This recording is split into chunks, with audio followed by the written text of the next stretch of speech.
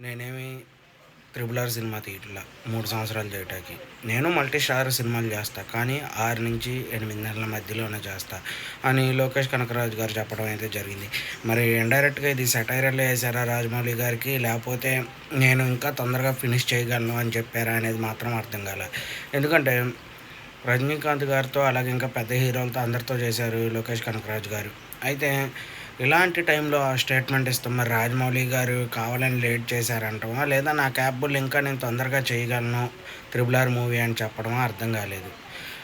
లోకేష్ కనకరాజు గారు మంచి డైరెక్టరే. మంచి సినిమాలు చాలా చేశారు తమిళ్‌లో. అలాగే ఇప్పుడు తెలుగులో కూడా రాబోతున్నారు. తెలుగులో కూడా సినిమాలు చేయబోతున్నారు. ఇలాంటి టైంలో ఇలాంటి స్టేట్మెంట్ పాస్ చేయటం వల్ల ఏమన్నా అయ్యిద్దా అంటే మాక్సిమం ఎవరేమనుకోరు. ఎందుకంటే ఆయన చెప్పాడు, నేను 6-8 నెలల మధ్యలో సినిమా అనేది చేసేస్తాను. 3 సంవత్సరాలు చేయగలను. అంత ల్యాగ్ నేను తీసుకోలేను అని చెప్పాడు డైరెక్ట్‌గా. దీనికి మరి రాజమౌళి గారు ఏమన్నా సమాధానం చెప్తారా అంటే చెప్పరు. ఎందుకంటే మామూలుగా తన ఒపీనియన్ తను చెప్పాడు. రాజమౌళి గారు షూటింగ్‌లో బిజీగా ఉంటారు కాబట్టి ఇలాంటి ఆటికి రెస్పాండ్ అవ్వరు. ఓకే, మీరేమనుకుంటున్నారో కింద కామెంట్‌లో మెసేజ్ చేయండి.